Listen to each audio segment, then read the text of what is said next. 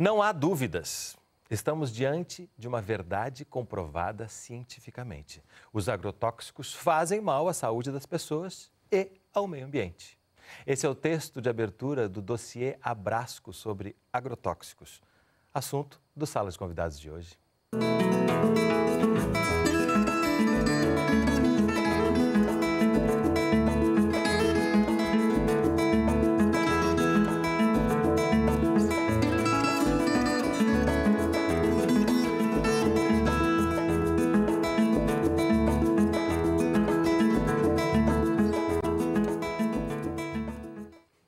Para conversar com a gente, estão no estúdio Flávia Londres, engenheira agrônoma da Secretaria Executiva da Articulação Nacional de Agroecologia, ANA. André Búrigo, professor e pesquisador da Escola Politécnica em Saúde Joaquim Venâncio, da Fiocruz, e um dos organizadores do dossiê Abrasco. E Natália Almeida, mestre em Ciências Sociais pela Universidade Federal Rural do Rio de Janeiro e membro do Comitê do Rio de Janeiro da campanha permanente contra os agrotóxicos e pela vida. E você também é nosso convidado. Participe fazendo perguntas e comentários. Utilize nosso site, canalsaude.fiocruz.br ou o telefone 0800 701 8122, ligação gratuita. Evidências científicas comprovam cada vez mais a correlação direta entre o uso de agrotóxicos e problemas de saúde. Essas informações estão no dossiê, relançado pela Abrasco. O novo livro, de mais de 600 páginas, traz cartas de agricultores que adoeceram por causa de agrotóxico, em busca de orientação, além de centenas de estudos nacionais e internacionais na área da saúde, com o objetivo de incentivar outros trabalhos sobre o tema.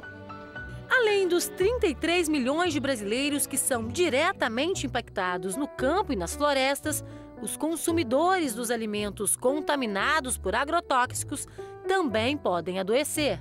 Existem alguns tipos de câncer diretamente associados ao risco com a utilização desses produtos. Mas esses estudos são recentes, então, na verdade, ainda pouca ação é feita com relação a isso. Por isso a importância desse livro, que é a oportunidade de divulgar conhecimento para a comunidade científica, para a comunidade acadêmica, para os estudantes. A produção de alimentos pela agricultura familiar já é responsável por cerca de 70% da demanda nacional. E o dossiê reúne pesquisas que argumentam que o uso de produtos químicos nas lavouras não é necessário, nem mesmo no agronegócio. Há 60 anos, os agrotóxicos entraram na rotina das plantações para a produção de itens como soja, voltados para a exportação. Mas, segundo os especialistas, essas lavouras de produção para o mercado internacional também poderiam funcionar como a agroecologia. O uso de produtos químicos pode causar contaminação e esgotar os recursos naturais brasileiros. Por isso, defendem a substituição por boas práticas de plantio. O fato é que a forma como a agricultura é desenvolvida deixa as plantas, os animais, muito vulneráveis ao ataque de pragas e doenças. Nós não precisamos que seja assim. Essa que é a grande verdade. A agroecologia, ela dá conta de produzir em quantidade, em qualidade e em diversidade para atender a toda a população mundial. O Brasil é o maior consumidor de agrotóxicos do mundo. Cerca de 1 bilhão de litros poluem as águas e os solos a cada ano. O destaque na publicação do dossiê é um capítulo inédito, concluído em outubro de 2014, que mostra que esse consumo vem aumentando. E com ele, as pressões para que seja facilitada a entrada dessas substâncias no país. Há inclusive um movimento que busca no legislativo a mudança da regulamentação atual. O setor econômico quer mudar a legislação para que entre cada vez mais veneno e não se cuide da saúde nem do meio ambiente. Esse material é importante porque vai orientar Ministério Público e juiz para julgar as questões e trabalhar, atuar para que a legislação que está aí, ao invés de ser tirada, seja melhorada em proteção da saúde e do meio ambiente. Os especialistas afirmam que estamos na contramão. Em alguns estados brasileiros, produtores de químicos para a agricultura chegam a receber como estímulo a isenção total de impostos. 14 agrotóxicos banidos em outros países do mundo por, entre outras causas, terem efeito cancerígeno, são usados com frequência no nosso país. A intenção é que a disponibilização da informação possibilite que diferentes setores da sociedade tenham ferramentas para lutar por novas políticas públicas. Esse conjunto de evidências reunidas num volume com mais de 600 páginas vai poder subsidiar os movimentos sociais na sua luta pela agroecologia, por uma produção mais saudável, mas também os gestores, os tomadores de decisão sobre as políticas públicas, que poderão tomar decisões mais informadas e mais afins ao próprio interesse público, que é o interesse de uma alimentação que produza saúde e não produza doença. A gente ainda vê aquelas imagens, né, das pessoas aplicando veneno, completamente desprotegidas, né? Espero que chegue um dia que a gente olhe essas imagens com o horror que precisa ser visto quando a gente percebe um veneno tão naturalizado. E eu acho que a gente podia começar justamente por aí. Onde foi que começou essa falácia que fez com que a gente naturalizasse o uso de agrotóxicos a ponto de se espantar quando a gente ouve uma informação como essa de que eles não são necessários?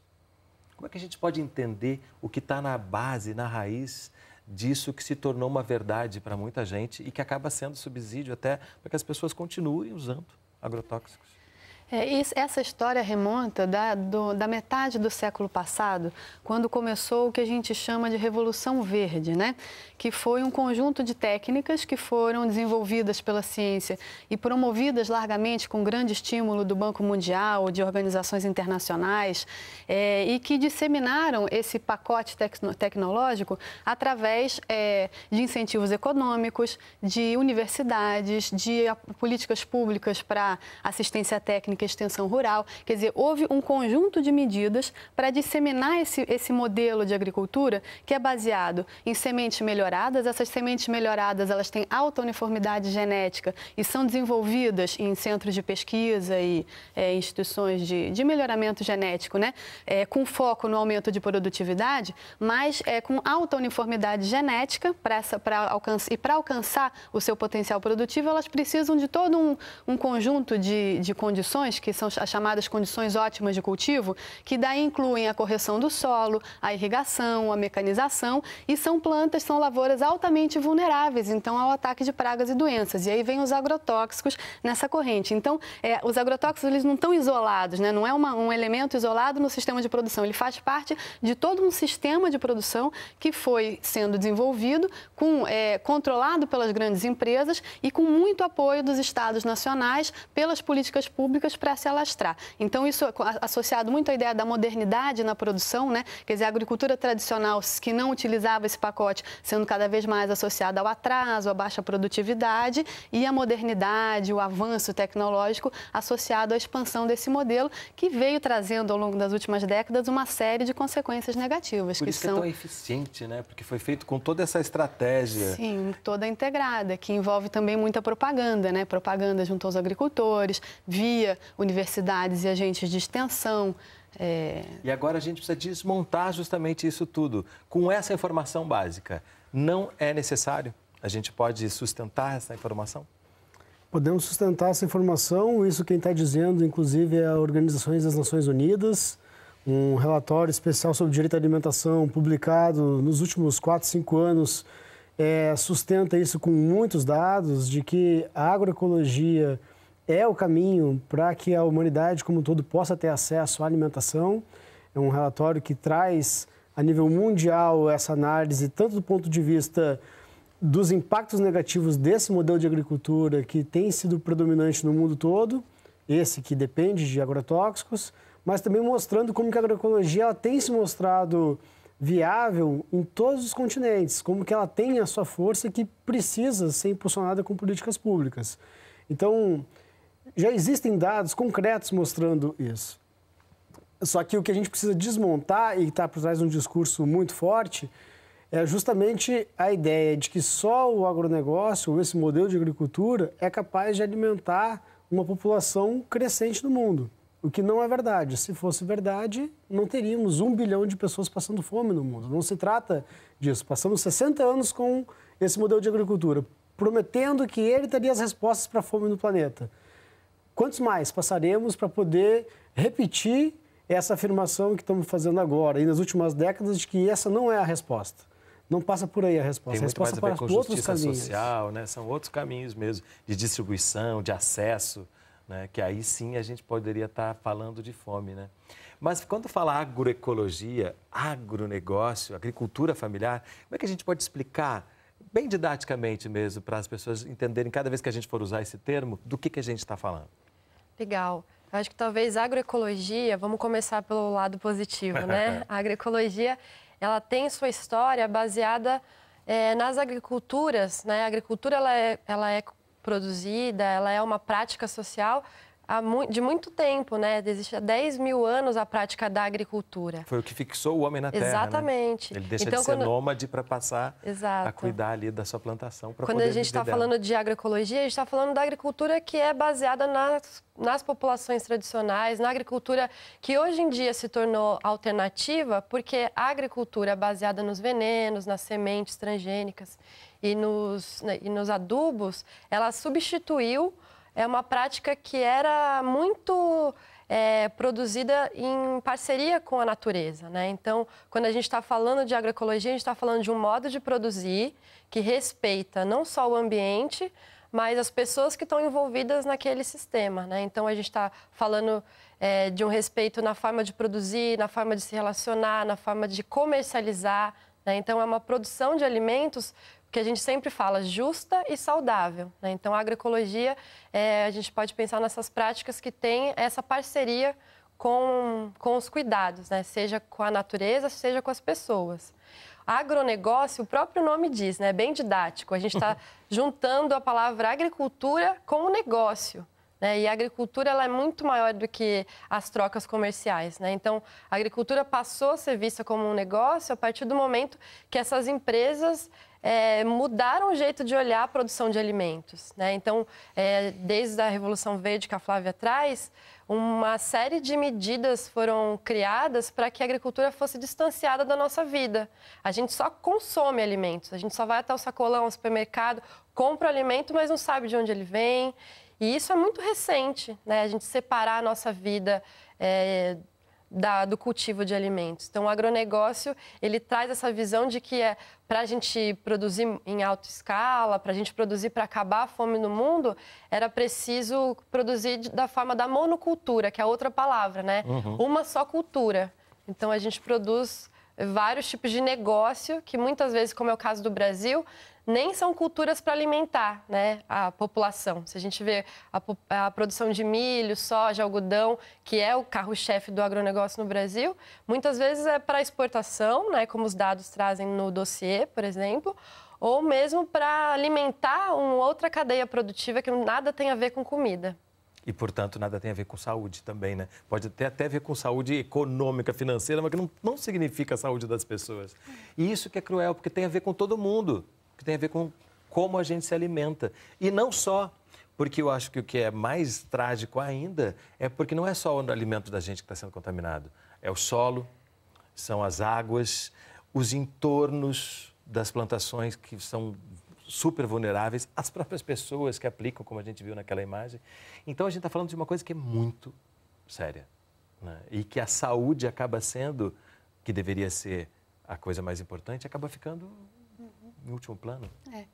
Tem um dado interessante, que é sempre bom a gente lembrar, que quando você traz a questão do agronegócio e a comparação do agronegócio com a agricultura familiar e o que a Natália fala em termos do que o agronegócio produz, eu acho que isso é uma coisa muito relevante para a gente ter consciência, que é o seguinte, o que o agronegócio produz, né? Grandes monoculturas de soja, milho, cana, né, algodão, e que na sua maioria são para exportação, para alimentar o gado dos países ricos. Quem produz o grosso da alimentação brasileira, 70% da alimentação que vai para o nosso prato, né, da comida que vai para o nosso prato, como mostrou a matéria que vocês reproduziram, vem da agricultura familiar. E isso é uma coisa importante da gente ter em mente quando a gente volta àquela pergunta, tipo, é possível alimentar a população brasileira com agroecologia, ou a população do mundo, uma população crescente, a partir de técnicas técnicas agroecológicas, se a gente lembra que a comida que a gente come vem da agricultura familiar, fica muito mais fácil fazer essa relação, porque a agroecologia,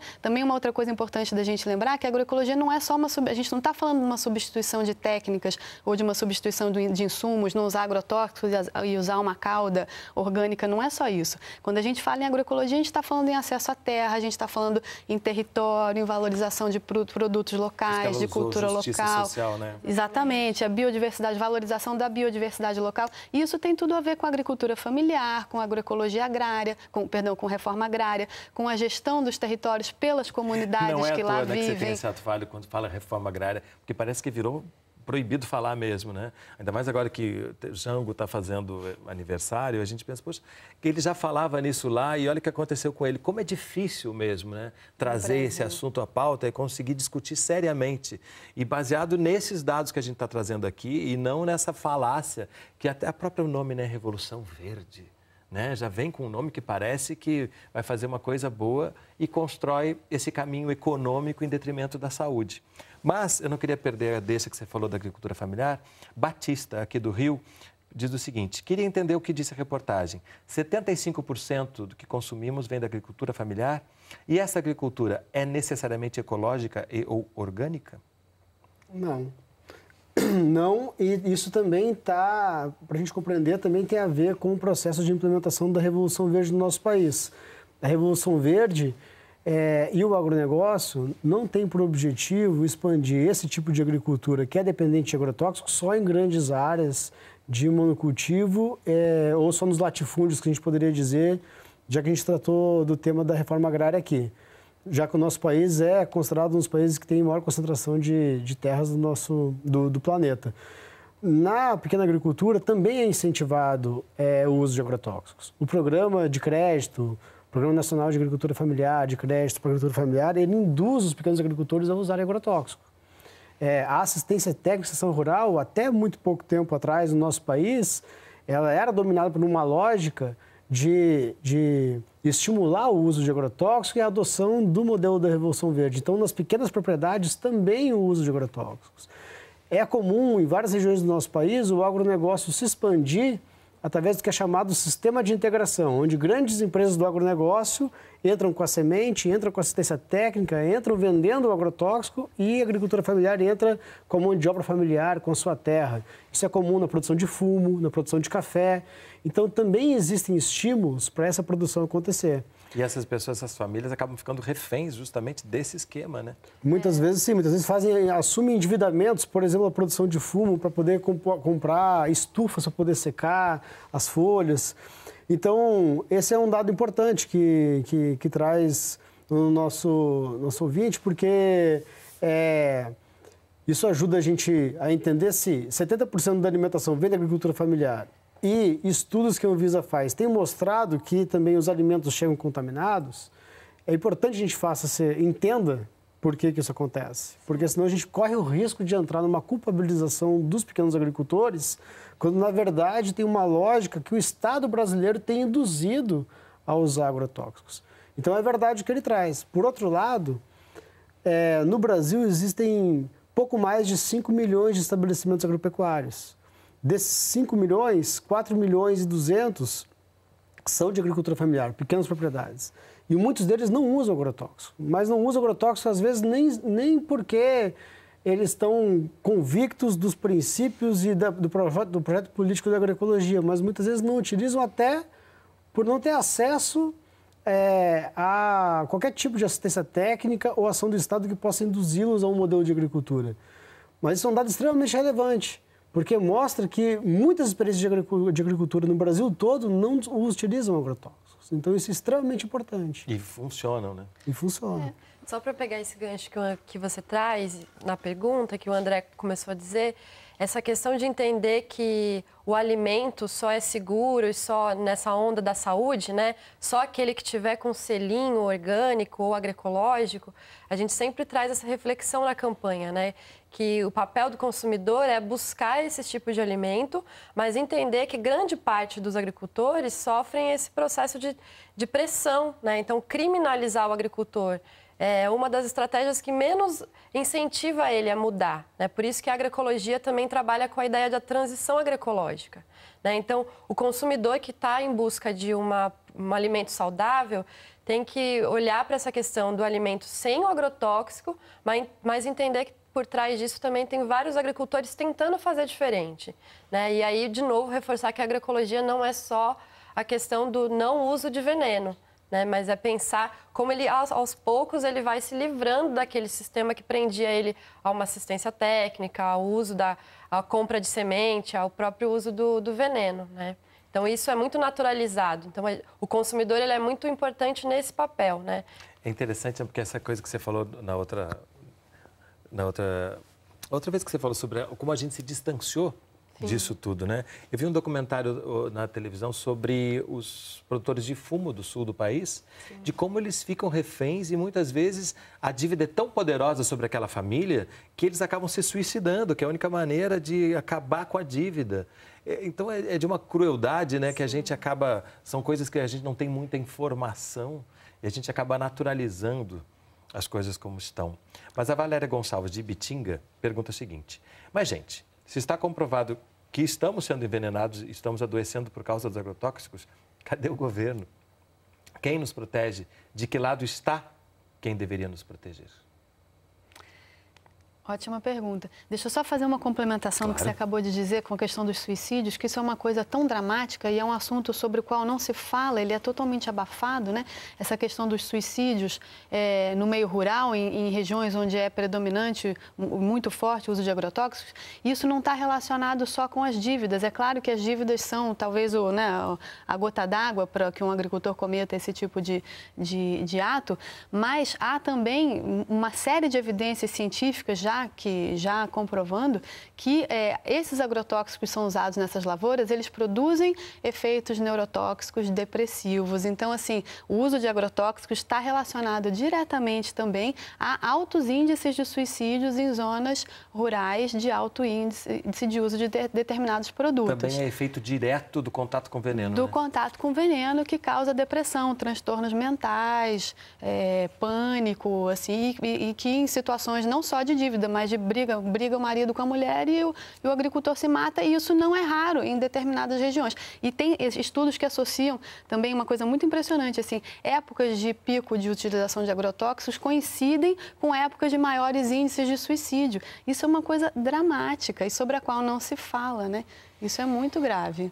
Tem um estudo que foi lançado pela Organização Mundial da Saúde no final do ano passado, que faz uma análise do suicídio, o fenômeno suicídio no planeta, e traz uma reflexão de que 1/3 dos suicídios está relacionado ao uso de agrotóxicos nas lavouras no planeta.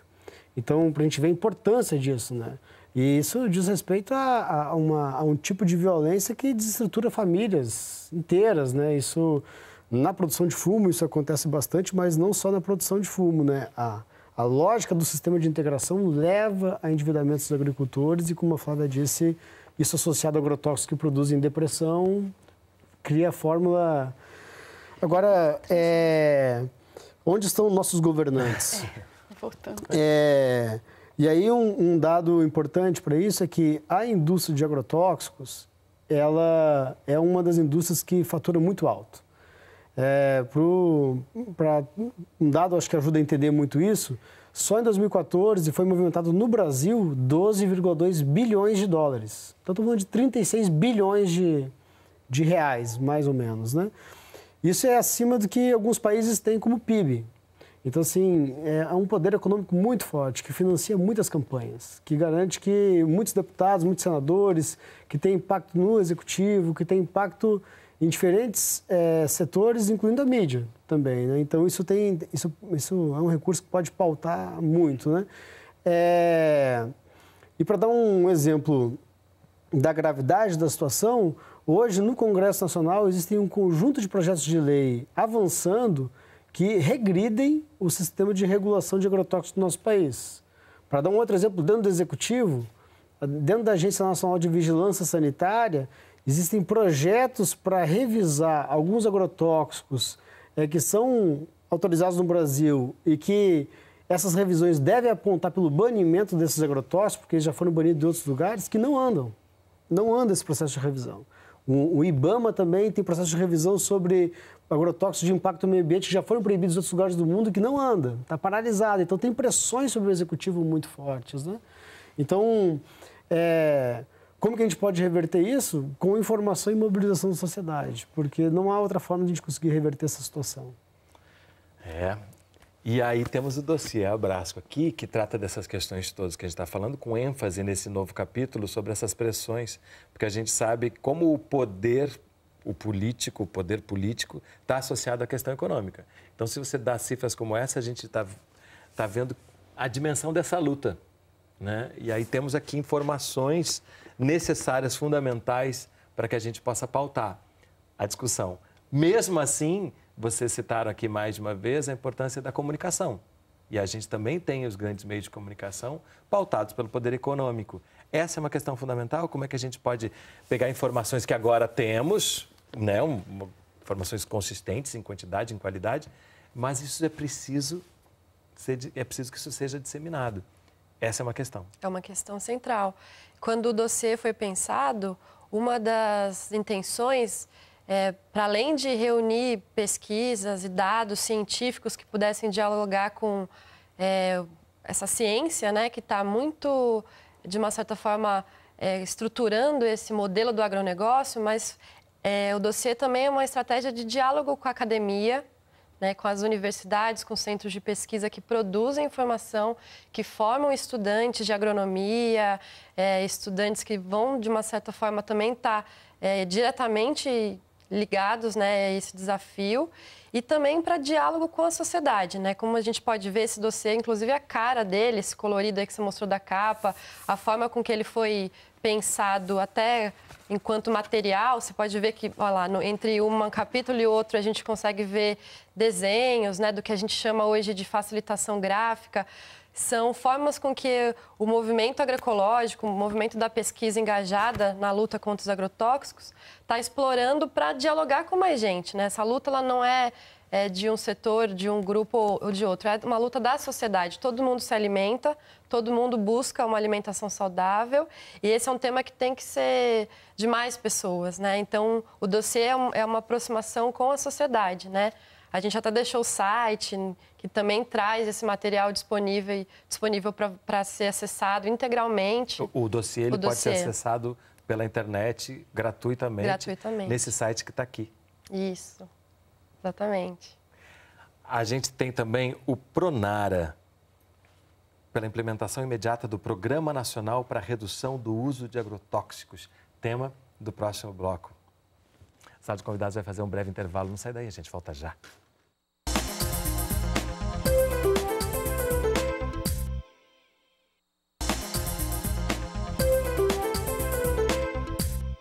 O Sala de Convidados está de volta, conversando sobre o dossiê Abrasco, que trata do uso indiscriminado de agrotóxicos no Brasil. Nossos convidados são Flávia Londres, da Articulação Nacional de Agroecologia, André Búrigo, da Escola Politécnica em Saúde Joaquim Venâncio, da Fiocruz, e um dos organizadores do dossiê Abrasco sobre agrotóxicos, e Natália Almeida, do Comitê do Rio de Janeiro, da campanha permanente contra os agrotóxicos e pela vida. E você também é nosso convidado. Participe fazendo perguntas e comentários. Utilize nosso site, canalsaude.fiocruz.br ou o telefone 0800 701 8122, ligação gratuita. A gente falou no Pronara no finalzinho do outro bloco, mas tem aqui, você citou, quando a gente começou o programa, a palavra sementes. E aí também tem a palavra transgênico, que eu acho que é uma palavra importante de ser tratada aqui, que também apareceu com uma série de informações, trazendo mundos e prometendo fundos. Como é que a gente pode desmontar também e entender o que realmente são esses transgênicos? É impossível a gente dissociar os transgênicos dos agrotóxicos. Isso é uma coisa muito importante, porque quando os transgênicos vieram, eles vieram justamente com a propaganda de que eles iam reduzir a utilização de agrotóxicos na agricultura. Então, os transgênicos seriam uma alternativa para uma agricultura mais sustentável, quando a verdade é exatamente o oposto disso, né? É importante, assim, as pessoas têm pouco conhecimento sobre o que são os transgênicos, como eles funcionam, para que eles servem. desenvolvem, e eu sempre acho importante explicar isso porque é muito esclarecedor, né? Existem no mercado 2 tipos de transgênicos, basicamente. São 4 culturas no Brasil: soja, milho, algodão e feijão. Agora tem o eucalipto, né? E um mosquito também transgênico que combate a dengue. Mas diz combater a dengue, né? Mas para ficar na agricultura, então a gente tem soja, milho, algodão em larga escala. O feijão não está no mercado ainda. E eles são 2 tipos de transgênicos, basicamente. O principal deles são plantas que foram desenvolvidas para tolerar a aplicação de herbicidas. Então, como funciona? Uma lavoura de soja, por exemplo, a maior parte dos transgênicos plantados no Brasil é de soja, né? A soja tolerante à aplicação de herbicida, nessa lavoura, o agricultor pode pulverizar o herbicida em cima da lavoura, de avião, se quiser, um herbicida de amplo espectro que mata tudo, mata o mato e não mata a soja. Então, é uma soja que vai ter muito mais resíduo de herbicida. E aí tem um outro problema, que é o seguinte: na medida em que o agricultor vai usando ano após ano aquele mesmo princípio ativo, aquele mesmo herbicida, as plantas espontâneas vão também desenvolvendo resistência a esse herbicida. E o agricultor vai usando, então, doses cada vez maiores que não funcionam, e aí começa a acessar os coquetéis de herbicidas cada vez mais fortes. E aí, ao longo desses últimos 10 anos, desde que os transgênicos estão liberados no Brasil, a gente teve um aumento enorme da utilização de agrotóxicos e voltando, inclusive, a usar agrotóxicos mais tóxicos, mais antigos, moléculas mais antigas, que já estavam deixando de ser usadas. Então, a gente está vivendo um retrocesso enorme nesse campo, né? E há uma relação muito forte nos últimos 10 anos entre a expansão da área plantada com transgênicos no Brasil e o aumento no uso de agrotóxicos nesse período. Então, é impossível dissociar uma coisa da outra. Então, esse é um tipo de transgênico. O outro tipo são as plantas que são plantas inseticidas, que é o caso do milho, por exemplo, de boa parte do algodão. A planta desenvolve uma molécula inseticida, né? Ela tem uma toxina inseticida produzida em todas as suas moléculas, na verdade, todas as suas células. Então, quando a lagarta vai comer o milho, por exemplo, a lagarta morre. Poucos estudos foram feitos sobre o que acontece com a gente quando a gente come esse milho, mas é o mesmo processo, que é uma expressão, essa expressão gênica não é estável, então as lagartas rapidamente também desenvolvem intolerância ao milho, e aí os agricultores vão cada vez usando mais outros inseticidas para combater, e aí você tem um quadro de expansão do uso de inseticidas também. Completamente coerente com a questão econômica, né? Porque cada vez você precisa investir mais Sim, dinheiro, claro. pagar mais e aí é importante lembrar outra coisa, que a empresa que produz a semente transgênica é a mesma empresa que produz os agrotóxicos. Então, é um mercado de venda casada para aumentar o consumo de agrotóxicos e não para diminuir. E isto não é mera coincidência. Não é mera coincidência. Pronara, já. Você está com cara de quem queria falar alguma coisa, não? É porque eu acho que quando a Flávia traz essa explicação, e talvez as pessoas que estejam nos vendo, em geral, as pessoas têm muito pouca informação sobre transgênico, e a Flávia nos ajuda a começar a entender o que significam os transgênicos. Uma coisa importante a gente tirar disso é o seguinte: por que a gente ouve falar pouco e tem acesso a poucas explicações sobre isso? Se é uma coisa tão importante que vai impactar a vida de todos e diz respeito ao destino de grande área do nosso país, por que esse debate não envolve toda a sociedade, para que toda a sociedade possa tomar as decisões sobre os rumos das terras do nosso país? E por que alguns países do mundo simplesmente abdicaram de dedicar suas terras à produção de transgênicos? Por que a Alemanha, por exemplo, que é o país onde ficam algumas das empresas que desenvolvem sementes transgênicas e que desenvolvem agrotóxicos, não quis plantar transgênico lá? No país. No país deles, mas nos outros quis plantar no nosso país. Então, essas informações são extremamente importantes chegar. Só que o nosso país caminha, como disse muito bem no bloco passado a matéria, no sentido contrário. Em vez da gente estar abrindo esse debate na sociedade, a gente está retirando esse debate. Estamos impedindo que a sociedade tenha acesso às informações. Hoje está em trâmite no Congresso Nacional um projeto de lei que já foi aprovado na Câmara dos Deputados, hoje está no Senado, que retira dos alimentos o selo que identifica que contém produtos transgênicos. Então, hoje a gente vai no mercado e aí um exemplo bem claro disso é o óleo de soja e óleo de milho. Todo óleo de soja e de milho hoje no mercado ele tem um T, que é um símbolo, um triângulo amarelo com um T preto no centro, que identifica que aquele produto ali tem transgênico. O projeto de lei que está tramitando no Congresso Nacional quer retirar aquilo. Então, em vez de a gente estar avançando para que o Estado brasileiro faça campanhas nos supermercados, para que as pessoas saibam o que significa aquele T, porque pouca gente sabe o que significa aquele T, querem retirar essa informação. Então a gente está caminhando absolutamente no sentido inverso. Tem países proibindo o plantio de transgênicos, aumentando a informação para o consumidor, o nosso país caminha no sentido contrário, aprovando mais transgênicos, com agrotóxicos mais pesados, mais tóxicos, retirando informação do consumidor. Então, mais uma vez, a importância da gente tomar conhecimento dessa situação. Programa Nacional para a Redução do Uso de Agrotóxicos, porque felizmente também existe esse movimento, né, que quer acompanhar o que se sabe, quer acompanhar a saúde, né, quer legislar a nosso favor. A gente elencou aqui alguns aspectos desse programa para trazer para a nossa discussão. Se vocês tiverem outros também podem trazer, mas vamos colocar aqui um deles, por favor. Realização de estudo para subsidiar a revisão dos níveis toleráveis de agrotóxicos descritos no padrão de potabilidade da água para consumo humano. O que seria esse estudo de revisão de níveis? Eu acho que antes de entrar nesse tópico específico da potabilidade da água, é importante dizer que o Pronara ele foi elaborado e aprovado dentro de uma comissão nacional que tem levado à frente uma política recentemente aprovada no Brasil, mas extremamente importante, que é a Política Nacional de Agroecologia e Produção Orgânica. Não tem como a gente avançar com a agroecologia no nosso país sem que a gente consiga também diminuir o uso de agrotóxicos. Em muitas lavouras do Brasil, em muitas áreas, o uso de agrotóxico ele impede o avanço da agroecologia. Então, isso é extremamente importante. Mas desculpa, agora também só uma questão anterior ainda. A gente fala em diminuir, quando o ideal seria falar banir. Exato. Muitos agrotóxicos precisam ser banidos, mas o programa, ele foi elaborado de uma forma que não existem motivos para que os governantes impeçam o seu encaminhamento, a sua aprovação, porque ele não trata de banir de imediato os agrotóxicos. Ele traz uma proposta muito razoável para ser implementada de imediato. Então, ele traça uma série de iniciativas que permitam que a gente reduza o uso de agrotóxicos, que proteja as lavouras agroecológicas, e em alguns casos o banimento, sim, por exemplo, da pulverização aérea, o que tem... quando comprovado os impactos, e a pulverização aérea por si só ela tem muitos impactos que impedem o avanço da agroecologia, deve ser banida, mas em outros casos ela traz uma série de estratégias para reduzir o uso de agrotóxicos para que a gente possa chegar no banimento num espaço de tempo curto. Ou seja, não comprometerá a produtividade das lavouras, não traz nenhum tipo de prejuízo econômico para o país de imediato.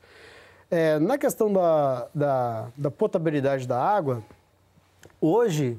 O que é considerado água potável no nosso país é regulado pelo Ministério da Saúde e entre as substâncias que são monitoradas na água está resíduos de agrotóxico. E a gente precisa rever a forma como esses resíduos são monitorados. Existe uma pressão da indústria para aumentar o nível de resíduo permitido, porque a indústria está aumentando, incentivando, induzindo um aumento de consumo de agrotóxico, e se a gente for medir a água, a gente vai começar a perceber a contaminação dessa água. E a gente precisa também... pensar quais são o número de agrotóxicos que são verificados da água. Só para a gente ter uma ideia, no Brasil existem mais de 400 tipos de agrotóxicos aprovados para comercialização e só 27 deles são monitorados na água. Aliás, a portaria que define o monitoramento exige que 27 sejam monitorados, mas no Brasil não tem sido feito esse monitoramento. Então a gente precisa que o monitoramento seja feito, precisamos revisar os parâmetros que dizem quais são os resíduos que são permitidos. A gente defende que legalizar resíduos significa legalizar a contaminação das pessoas, então é muito complicado falar em limites permitidos de contaminação diária na água, é muito complicado. Não seria contaminação nenhuma. Então a gente precisa olhar com muito carinho e o programa traz, por exemplo, essa ação, da importância de realizar mais estudos que possam subsidiar a revisão desses índices. Que não cria uma coisa nova, né? Só exige que uma lei, uma portaria seja cumprida. Né? E acho que a questão da água é interessante porque ela mostra que o impacto do agrotóxico não é só no alimento em si, né? O agricultor e as pessoas estão consumindo água contaminada pelo veneno, né? Então, o impacto na agricultura transcende a contaminação direta ao alimento. Por exemplo, o tomate, né? Que não é uma aplicação só de agrotóxicos, são no mínimo 7 aplicações ao longo do cultivo do tomate. Para dar um exemplo, Então, é a água que está sendo contaminada, é o solo que está sendo contaminado, é o ecossistema que está sendo impactado, né? Quando uma lagarta, por exemplo, cresce de forma descontrolada pelo uso de um tipo de veneno. Então, esse exemplo que você trouxe, acho que é fundamental para a gente pensar que o impacto ele passa ao alimento, né? Tem a ver com o impacto na saúde, que diretamente atinge primeiro o trabalhador, a trabalhadora rural, né? Para depois chegar no consumidor, mas contamina concretamente a água e o solo. E passando pelo entorno, né, que você falou na pulverização aérea, também vi uma reportagem sobre uma escola vizinha e o caos que foi, né, nessa escola, porque ela está recebendo aquele veneno imediatamente também ali ao lado. Né? Isso é uma coisa importante, porque esse caso dessa escola é um caso que ficou muito notório, porque foi documentado, porque foram crianças, assim, uma quantidade grande de crianças que foi hospitalizada e que até hoje está sofrendo as consequências, né, dessa exposição, que tomou um banho, uma chuva de venenos em cima da escola, né? Mas, na verdade, esse episódio não foi inédito. Isolado, né? Exatamente. Esse tipo de situação acontece. Tem outros casos no passado já registrados, por exemplo, em Lucas do Rio Verde, em que a cidade foi pulverizada com um monte de gente e hortas urbanas e jardins destruídas e pessoas contaminadas. E, assim, a pulverização aérea, ela traz esse problema. Quer dizer, ela não os aviões não pulverizam só a lavoura. Então, tem primeiro isso, os aviões não pulverizam só a lavoura, eles vão pulverizando toda uma região. E segundo que esse agrotóxico que é dispersado, ele vai a longas distâncias, porque vai com vento, são micropartículas que são dispersadas. Então, é uma contaminação generalizada do território. E é muito louco, né? Porque eu sempre fico com essa questão da naturalização disso, né? Existe coisa mais absurda se você estiver contando uma história para alguém. Ah, olha, foi um avião, pegou e jogou veneno na cidade. É uma coisa, né? Deveria ser intolerável isso, né? Mas tem toda essa falácia construída que naturaliza nem é bom, né? Porque não se pode naturalizar isso de jeito nenhum. Eu ia falar só nessa deixa que uma das coisas que a campanha defende também, né, é que não existe uso seguro de agrotóxico. E essa é uma questão que tem que ficar clara, né? Porque muitas vezes a gente ouve, não, mas agora a gente está usando equipamento de proteção individual, o trabalhador ele não aplica mais o veneno com chinelo, com pano molhado, e a gente sabe que isso acontece, e mesmo caso ele esteja com equipamento, isso não garante para ele uma proteção àquele veneno, né? Para além da questão ambiental, como a Flávia trouxe, do ar, da água e da dispersão desse poluente. Mas é importante para quem está em casa, que ouve muitas vezes dizer pela indústria de venenos, que hoje em dia já tem um tratamento das embalagens e da proteção do trabalhador, é importante que fique claro que existe até pesquisas que mostram cientificamente que não, e o dossiê traz isso, né, que não existe esse uso seguro, né? A contaminação ela transcende e acaba impactando muito a saúde e o meio ambiente. Vamos trazer mais um item do Pronara para a nossa discussão. Não estimulação do desenvolvimento, registro, produção, importação, comercialização e uso de agrotóxicos em geral, que tem a ver com o que vocês falaram aqui no bloco anterior, de como que isso é estimulado, né? Estimulado financeiramente e também através de equipamentos e tal. E é interessante porque quando a gente fala, né, desenvolvimento, registro, produção, importação, comercialização e uso, a gente vê essa cadeia toda colocada ali, né? Como é importante a gente quebrar isso, né? Só que isso é, digamos, uma das partes mais difíceis, porque já vimos aqui que isso está entrelaçado com o poder econômico e, portanto, com o poder político. A gente pode dar dois exemplos imediatos disso. No Brasil, é um dos países onde tem alto consumo de agrotóxico, onde é mais barato você registrar uma molécula nova de agrotóxico. Comparado com os Estados Unidos, a gente está falando de um valor superior nos Estados Unidos a 800%, 900% mais, o valor mais caro para você fazer registro de uma nova molécula. Então, a indústria pensa 2, 3 vezes antes de apresentar uma molécula. Aqui no Brasil, apresenta-se o tempo todo novas moléculas, porque é muito barato para a indústria poder apresentar esse registro. Um outro exemplo concreto disso é o fato da renúncia fiscal, né? O fato de não ter impostos sobre agrotóxicos em vários estados do Brasil e em alguns lugares 100% de isenção fiscal. Então, é um estímulo ao consumo. E um terceiro exemplo concreto é que existem estudos dentro do BNDES, que tudo isso está no dossiê, essas informações, que chega à conclusão de que o Brasil tem todas as condições para deixar de ser importador de agrotóxicos e passar a exportar agrotóxicos. Ou seja, o Brasil tem que investir em fábricas de agrotóxicos. Então, assim, defende que o Estado brasileiro invista bilhões de reais para atrair fábricas de agrotóxicos para o nosso país. Ou seja, uma situação extremamente grave, um cenário que está colocado concretamente dentro do BNDES que precisa ser revertido, porque isso indica que setores econômicos planejam um crescimento ainda maior do consumo de agrotóxicos no nosso país. Não, pode falar, por favor. A gente fica chocado quando ouve isso, né? Porque a gente vê toda uma legislação que deveria proteger apontando nesse caminho, de não só desproteger o que já está protegido, mas também estimular a produção, né? E daí a importância do Pronara, porque tem toda essa situação que o André está trazendo e o risco que a gente tem disso ainda ser piorado no Congresso Nacional, com a força da bancada ruralista que a gente tem hoje, está se discutindo no Brasil. A gente tem um sistema hoje de registro, avaliação, registro, controle e monitoramento que não funciona como deveria funcionar, mas a gente tem uma lei que não é de todo ruim, quer dizer, uma lei que prevê, né, a integração dos 3 órgãos, o Ministério da Saúde, IBAMA e Ministério da Agricultura. Tem uma lei que tem restrições ao registro de produtos que sejam tóxicos e tudo mais. Isso não é seguido, mas se fosse seguido, se a lei fosse seguida à risca, a gente já teria um cenário muito melhor do que a gente tem. Acontece que no Congresso a gente caminha no sentido inverso. Hoje o que se discute no Congresso é a constituição de uma comissão chamada CTN Agro, que seria criada nos moldes da CTN-Bio, que hoje libera indiscriminadamente os transgênicos, é um carimbador maluco de novos produtos, né? Transformar... Quando deveria ser o oposto? Quando deveria ser o oposto, quer dizer, inclusive dispensando a realização de estudos de impacto sobre a saúde, sobre o meio ambiente.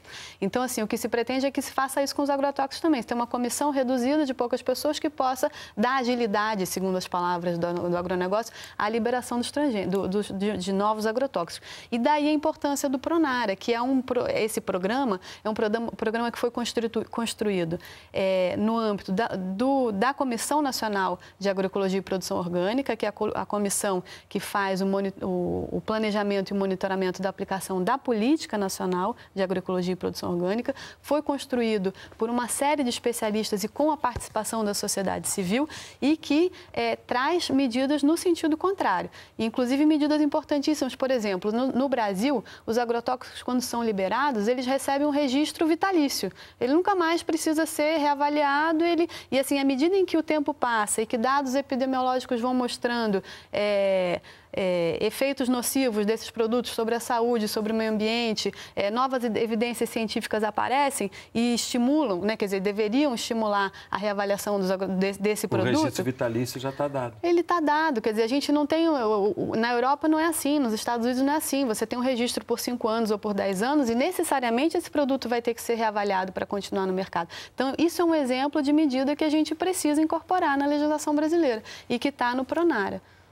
Então, vamos mais um item do Pronara para a gente colocar aqui. Treinamento de agentes federais e estaduais para fiscalização integrada na importação, produção, comercialização e o uso de agrotóxicos. A gente tem aí a fiscalização, mas também tem o treinamento, né? É preciso que as pessoas tenham capacitação para fazer isso, né?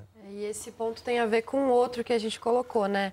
Que é a pergunta, é fácil comprar um agrotóxico no Brasil, hoje em dia?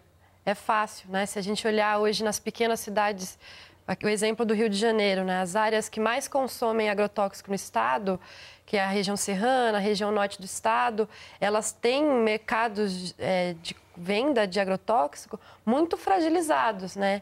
Então, por exemplo, até a questão da assistência técnica, da formação que esse item do Pronara traz, é um cuidado para que a gente entenda que está tudo muito casado, né? O técnico que receita esse agrotóxico muitas vezes não conhece nem o problema, né? O agrotóxico no Brasil ele está sendo usado muitas vezes mudando de uma cultura para outra sem saber se isso é permitido, sem saber realmente qual é o problema daquela produção, né? Então, a gente vê agricultores com desafios de produzir, porque aquele ambiente está muito degradado, ele vai até uma casa agropecuária e consegue, muitas vezes, o agrotóxico sem que o próprio técnico visite a sua propriedade, sem que o problema real não seja colocado, né? Então, existe uma falta de informação sobre o que é o agrotóxico, para além dos órgãos federais, estaduais, né? Existe uma naturalização, né, que é a palavra que a gente está usando, da venda e da prescrição desse tipo de substância, né? Então, o agricultor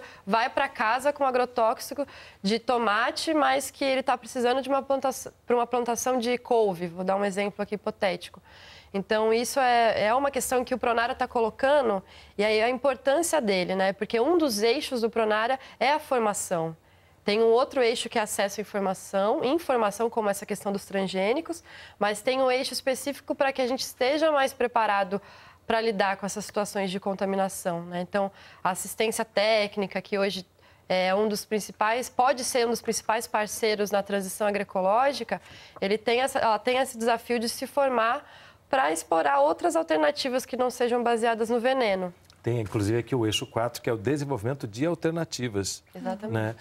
Eu queria pegar, que a gente, infelizmente, está se aproximando do final do programa, mas eu queria que vocês me ajudassem a compreender na prática isso, né? Você usou um termo aqui, cauda orgânica, no início do programa, e a gente foi muito claro e enfático em dizer que poder-se-ia ter alimento saudável para todo mundo sem precisar do uso de agrotóxicos, pois são venenos. Né? Venenos que, através de uma estratégia mirabolante que incluiu academia, governos e esse poder econômico todo, naturalizaram o uso desse veneno, mas não é necessário. Como é que a gente pode imaginar esse mundo ideal, né? E entender que existem pragas, existem problemas que a agricultura pode enfrentar, mas que não é essa a solução, que não é a gente continuar investindo em venenos? Pois é, a gente precisa, na verdade, o Pronara é um elemento, né, que procura, é um instrumento que procura integrar uma série de políticas e pensando justamente isso, a gente precisa de um conjunto de medidas, né, e de vontade política para implementar um conjunto de medidas. Não é com uma ação específica só que a gente, não é com substituição de insumos que a gente vai eliminar o uso de agrotóxicos na agricultura. A gente precisa, como a gente falou no início, de reforma agrária, né, as pessoas, os agricultores familiares precisam ter acesso à terra e aos recursos para a produção. Precisa ter um crédito que estimule a transição agroecológica, a assistência técnica e extensão rural promovida pelo governo federal. Ela precisa ser voltada para a transição agroecológica e deixar de estimular a adoção do pacote da Revolução Verde, né? As instituições de pesquisa e de ensino precisam se voltar para esse campo, né? A gente tem, quer dizer, um conjunto de medidas, mercados, a gente precisa fortalecer os mercados institucionais, por exemplo, o Programa Nacional de Alimentação Escolar, estimulando o consumo de alimentos agroecológicos produzidos... Em vários lugares é feito. São Paulo é feito, né? No município de São Paulo foi aprovada uma lei recentemente, que é um exemplo para o Brasil, né? A gente tem um Programa Nacional de Alimentação Escolar que já determina que 30% da alimentação comprada pelas escolas deve vir da agricultura familiar e parte disso deve ser de produtos agroecológicos, sempre que possível de produtos agroecológicos. Isso precisa ser ampliado, quer dizer, as feiras precisam ser estimuladas, as prefeituras precisam apoiar a agricultura familiar nas feiras agroecológicas, nas capitais e mesmo no interior. Mas ainda dentro desse nosso mundo ideal, né, que espero que cheguemos até lá, apesar de que parece com tudo isso que precisa ser feito, que leva-se um tempo, né? Por isso, estratégias importantes. São ações integradas complementares. Para serem feitas já, né? Pronara já. Mas vamos continuar nesse mundo ideal, que eu sou um agricultor familiar, tenho essa consciência, tenho informação, quero realmente fazer isso. Como é que eu faço? A minha lavoura, a minha plantação, ela corre risco de pragas e tudo? Como é que, sabe, só para entender, para desmistificar, para tirar o veneno dessa cadeia? São várias estratégias que podem ser adotadas e que elas têm sido sistematizadas justamente pelos núcleos de agroecologia que estão organizados no Brasil todo. Então, desde experiências de um agricultor que hoje produz com agrotóxicos, gostaria de pegar, vamos dar esse exemplo, gostaria de migrar para a agroecologia. Então, uma das estratégias lançadas mão é de promover os encontros entre os agricultores, e os que já fizeram a transição, para aqueles outros, para que na prática possa se observar e aprender com essas experiências. Hoje, a sociedade civil organizada é que tem sido o principal impulsionador desse tipo de experiência. Por que não o Estado brasileiro e os governos botarem bastante investimento nisso? Para que os agricultores possam trocar essas experiências e possam avançar. Nessas experiências de transição, existem experiências, por exemplo, de construção, já sistematizadas, de construção de iscas para insetos que atacam determinadas culturas. Então, os insetos eles são atraídos para um outro tipo de alimento. Ou você pode plantar algumas plantas que são repelentes de alguns tipos de insetos. Você tem um trabalho de adubação verde, que é chamado, que é você fixar nutrientes no solo a partir de algumas plantas. Com isso, você recuperar a fertilidade do solo, as plantas terão um sistema imunológico mais forte, elas serão mais resistentes ao ataque de fungos, bactérias. Então, existem uma série de experiências sistematizadas que hoje estão sendo disseminadas com muita força no Brasil, que tem penetrado também e tem uma contribuição muito importante do conhecimento científico das escolas de agronomia, que tem também se dedicado parte dos seus pesquisadores à agroecologia. E tudo isso está em sintonia no país e tem crescido. Então, esses exemplos práticos que eu estou dando, eles têm se desenvolvido, mas eles precisam dar um salto de investimento. O Estado brasileiro tem investido muito pouco nisso, né? Por que não cada um dos municípios começar a organizar feiras agroecológicas, a promover essas trocas de conhecimento, criando feiras prioritariamente nos bairros onde as pessoas vivem em piores condições para ofertar alimentos de melhor qualidade para essas pessoas? Por que não, por exemplo, isso? E é interessante que esses exemplos que você deu são todos naturais, né? Que a gente usou aqui a palavra precisamos desnaturalizar o uso de agrotóxicos, porque ele não é natural.